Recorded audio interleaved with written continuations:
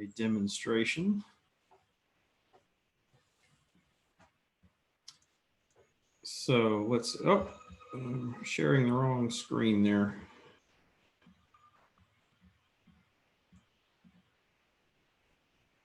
Okay, there we go. So can you see that, Betty, my little picture there? Yep. Okay, great. So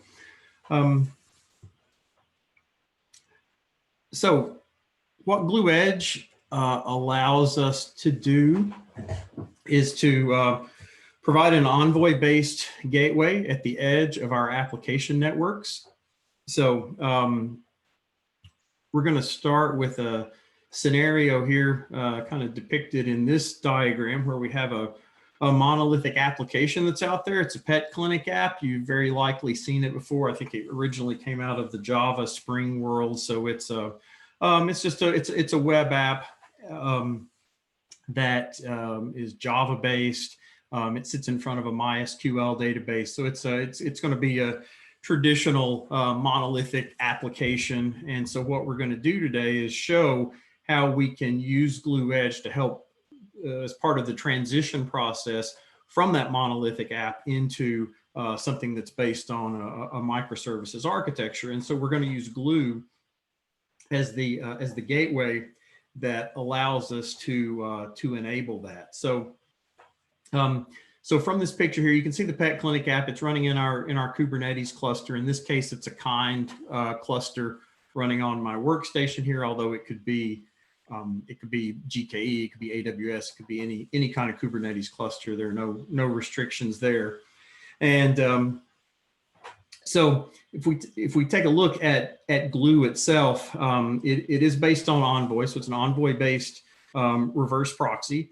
And and so that's important because Envoy is next generation in terms of application enabling proxies for Kubernetes. It's of course what Istio is based on, as well as a number of the emerging proxy technologies. So Envoy is a filter chain based architecture, and so there are a lot of things that we can very easily connect to from Gloo Edge that give us some important gateway capabilities. So for example, things like external authorization, using the OpenID spec, so we can connect out to external security services like Okta, like Dex, like Auth0, like the list goes on and on. So it's a nice standards-based way to do external authorization, and also to apply filters like via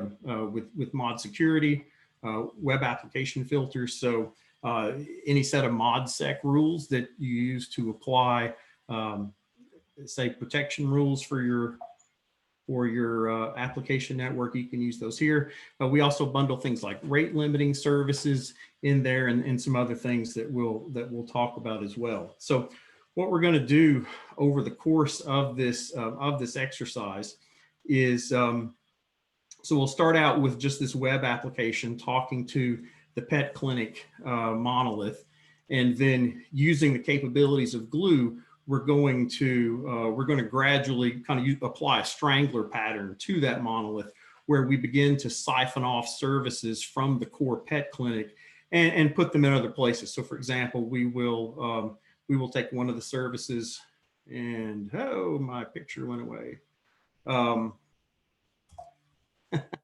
We'll take some of those services, we'll siphon those off to another microservice running in Kubernetes, and then finally we'll take a slice of the services, and we'll route those off to a Lambda function running on AWS, just to give you a flavor of what's available there. Okay, so let's take a look at what we actually have running in our Kubernetes cluster. So again, this is a kind-based demonstration. So we have the pet clinic web application running here. It's talking to a MySQL database, as we mentioned before.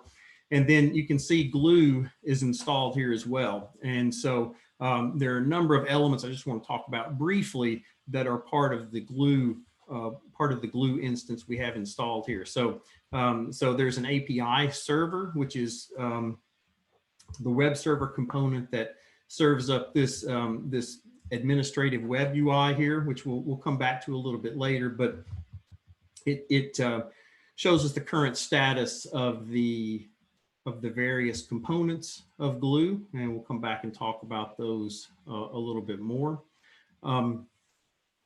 There is also a discovery component built into Gloo. So one of the really nice things about Gloo, especially for people who are starting up in development with it, is Gloo will go out and, so for example, in your Kubernetes cluster, has the ability to discover services automatically that you have deployed there. So you're not going through and by hand creating configurations for each of the target systems, or the upstreams as we call them, that you're going to be managing using Gloo Edge. But in fact, Gloo can actually do a whole lot of the kind of the tedious work around discovering those components on your behalf. So this discovery pod, discovery deployment enables that. There's also external authorization, as we talked about a little bit before. So being able to delegate off to external security services to authenticate and authorize your users. The gateway proxy itself here, this is actually the data path for your request. So this is where the Envoy proxy actually lives inside here. And then there are a couple of components that manage the configuration of that gateway proxy. So there's the Gloo pod and the gateway pod that are basically responsible for translating the components that you specify as part of your gateway configuration, and then translating that into dynamic Envoy configuration that Envoy then uses to set up your gateway config. So one of the things you'll notice about Gloo is that the configurations that we specify here, everything is done as a Kubernetes custom resource. So it's very, very nice when you're thinking about getting ready to go to production, and you'd like to be able to specify your components in a cloud native way. You don't want to have to spin up an external database or anything like that. You'd like to be able to express your components in a cloud native way using Kubernetes custom resources, and then have those stored using native Kubernetes etcd mechanisms. So it's just a very natural way to deploy your gateway configuration, and it's not so it's not something where you're kind of shoehorning an outside component into Kubernetes, but it's a very cloud native architecture.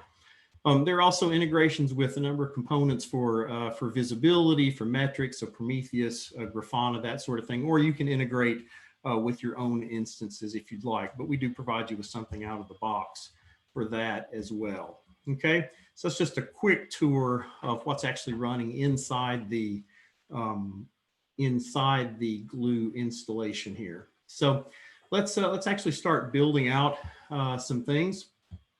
So there are two key abstractions we're going to talk about here. One of them is an upstream, and so the upstreams, these are the target systems that we're going to be talking to.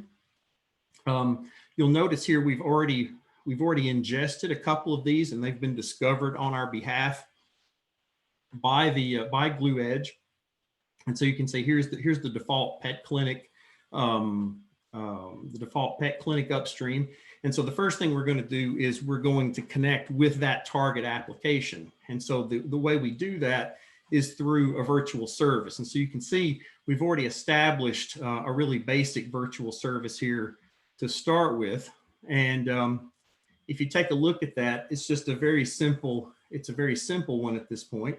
So we're for this virtual service, we're targeting any domain for a request that comes in, and then we have a single route matcher here. So basically, any prefix that comes in, we're going to take that and we're going to route that to this pet clinic upstream that we just talked about a minute ago. So you take a look at the application itself, here's the home, and you can see there are a couple of services that we have deployed in this monolithic app. We can search for owners that are associated with our pet clinic, and we also have a list of veterinarians here and their specialties. And if we take a look at this contact page, well, there's something wrong here. There's an error that's popping up. So we're going to address these situations as we go through this. So the first one we want to do is we want to take a look at this veterinarians page. So the situation here is that we have this monolith, and this monolith is showing the list of vets and with their names and their specialties. And so what we'd like to be able to do is to provide some more information with these vets as well. And we don't want to do this by going in and modifying this monolith that's already sitting out there. We'd like to begin to strangle that monolith and begin to provide these services via microservices. And so let's take a look at VS Code here. So here's the virtual service we already have in place where everything is routed to the monolith.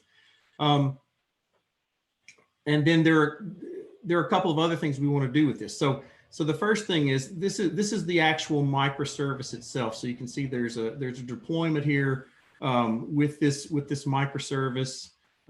There's the service associated with it. This is just standard Kubernetes stuff. There's nothing special that Gloo is doing here. But then what we're going to do on top of that microservice deployment is we're also going to modify our virtual service. So you might remember this particular matcher was there in the beginning. And so this is kind of our catch-all route that takes any request that comes in and routes that to the pet clinic monolith. And so now what we're going to do is we're going to, ahead of that in the route matchers, we're going to add one that's going to look for the prefix vets, and we're going to route that to a different upstream. Okay, so you'll notice this is the vets upstream, which we talked about right here. Okay, so if we apply this,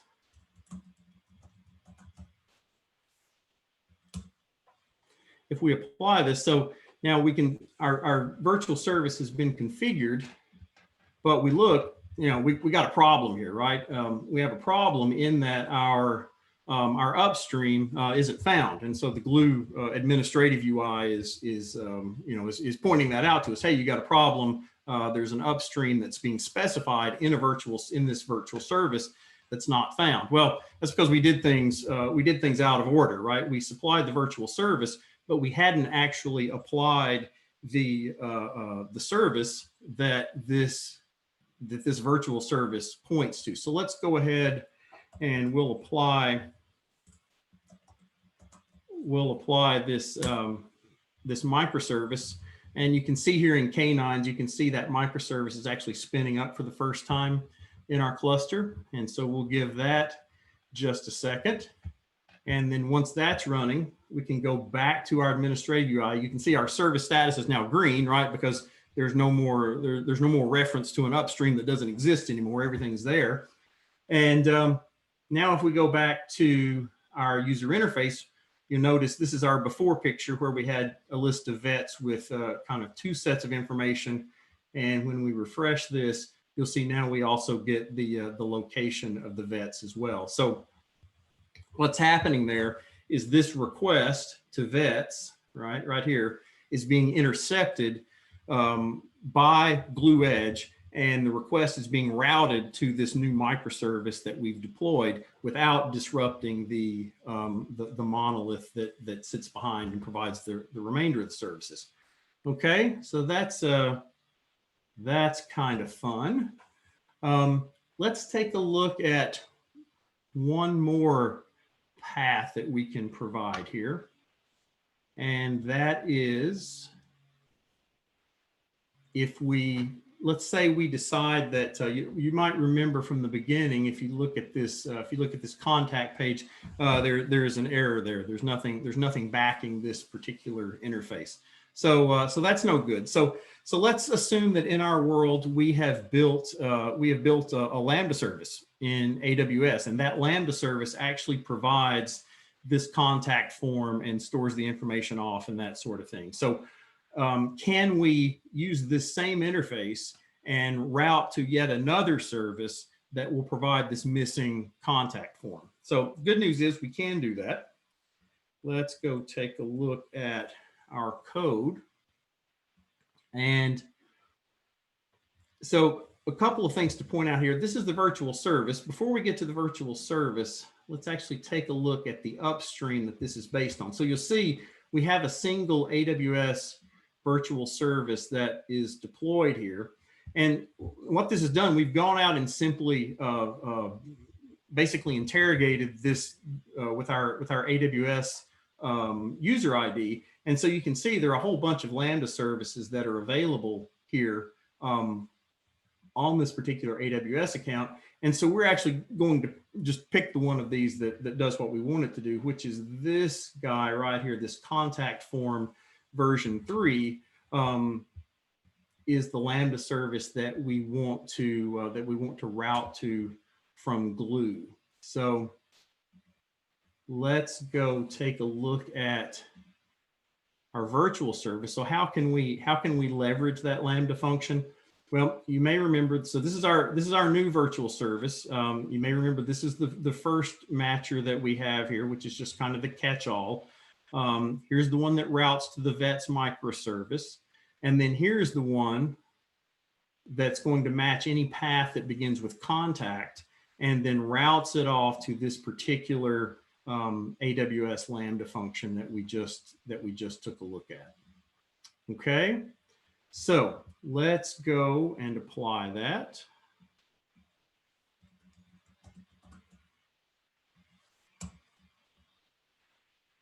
And it might help if I apply the, you'll notice what it says there was that our virtual service was unchanged. That's because I fat fingered it. If we go and add the correct modified microservice, then you can see it actually will indicate this has been configured. You'll notice here also it's very important that you stack these matchers in the correct way. So order matters here.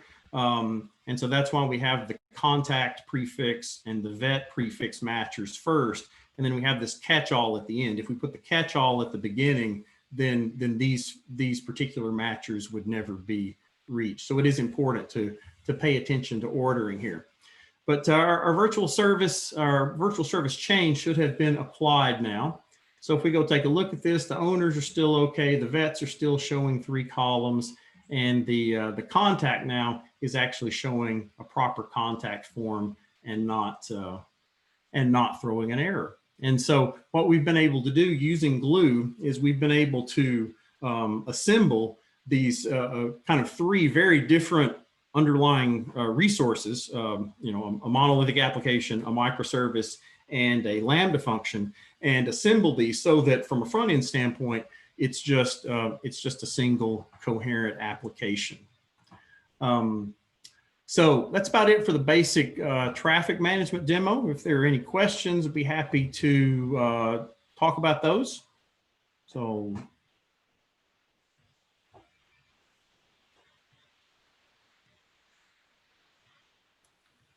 Folks, feel free to type them in the chat, or if you want to unmute and ask your question, that's totally all right too.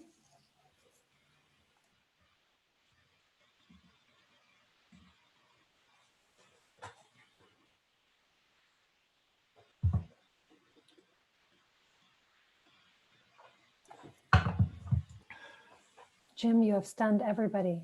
Exactly. Explained it. Yeah, no additional explanation needed. Yeah, so I'll also say, let me go on solo.io. You can also hop into our Slack so for future questions and such. And we have, let's see, let me just get this link for y'all. Gloo is something, Gloo Edge is something that we have available open source as well as enterprise. And then if you're interested in the enterprise trial, which comes with So Enterprise has added security and management federation type capabilities. That stuff is here. If you want to get started trying the traffic management, traffic shaping and all that, that's all available in open source. And let me get one more link for everyone. We've hosted a lot of the core Glue. If you want to try them out, oops. We've got them in Katacoda. So for anybody that's interested, if you want to just try it yourself for a little bit without having to install a bunch of stuff, you can try that here. I cannot seem to paste. Yep, the Katacoda demos are pretty nice, especially if you want to get started, like Betty said, with a limited investment of time and so forth. That's a good place to start. Yeah, so we've got. I'm trying to cut and paste the URL for everyone here, but let me try this again. There you go. And then we do have live online instructor-led hands-on workshops coming for your European time zone. There's one in November and there's one in December. And then for US time zone, we've got 2 coming in at the end of January. So, you know, opportunities to kind of just get deeper into Gloo Edge and then kind of try some of the workflows yourself. That's it. So if there's no other questions, then thanks, Jim, for the demo. I'll get this posted so that if you want to rewatch or share with a colleague, you can, folks. And then we'll be hanging around in the KubeCon booth for the rest of the day. Thank you. Thanks, everyone. Bye now.